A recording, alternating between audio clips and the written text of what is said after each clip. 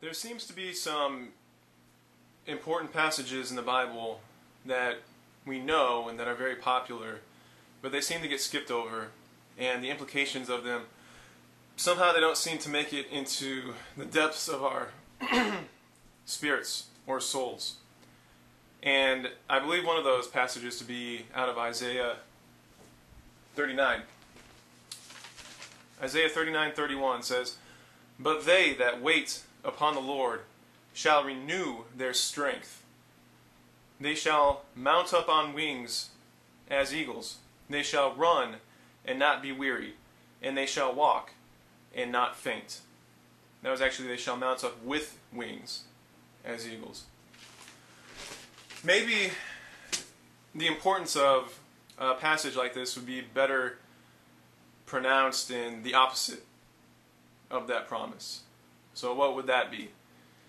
We could say that if we are striving, if we are driving, if we are very driven people, if we're perfectionists, if we have a lack of peace in our lives, if we're exhausted, if we're mentally and physically exhausted, if we're just drained, if we seem to have trouble moving forward, then what does that mean?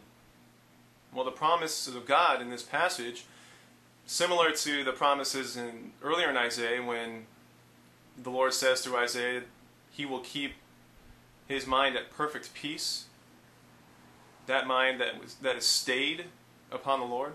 Or when Jesus says, "Come to me, all those who are weary and heavy laden, and I will give them rest." Those are things that we actually have to respond to receive the fullness of those promises. So what does it mean if we're not experiencing that? What does it mean if we're not experiencing peace?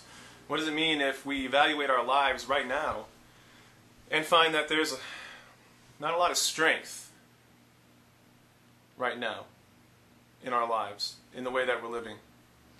Well, then it makes God a liar, which I hope that none of us would say.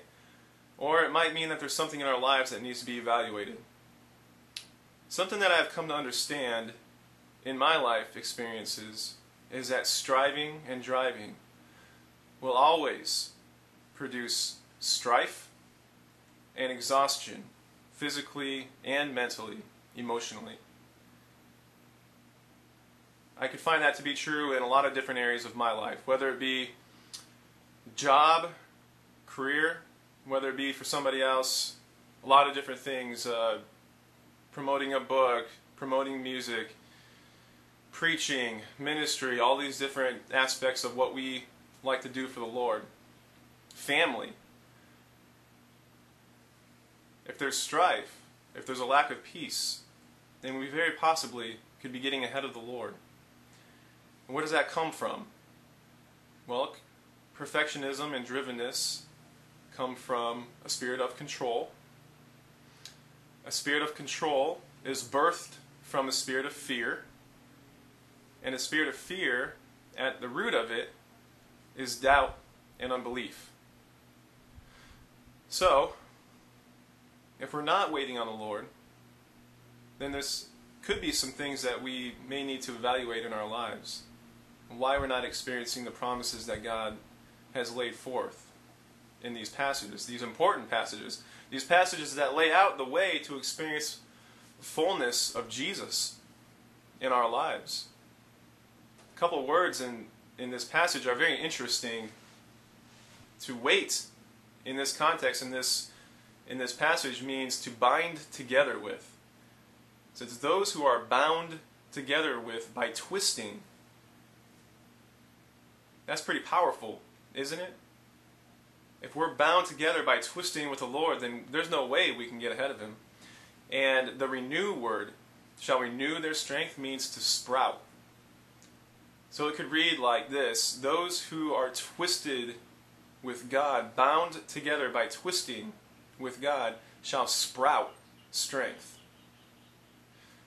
The promises of God is that will always have the strength and the stamina that we need to accomplish the things that He has called us to accomplish. But the opposite isn't always true. I don't find the opposite to be true as I evaluate my life. the things that I want, the things that I desire, I may not necessarily have the strength and the stamina to achieve. Exhaustion comes very quickly to us when we're going off of our own supply of strength, because we're very limited in that.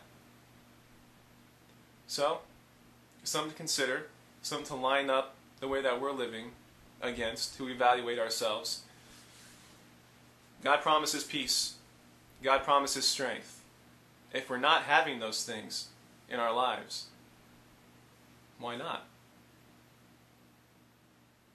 God bless you guys.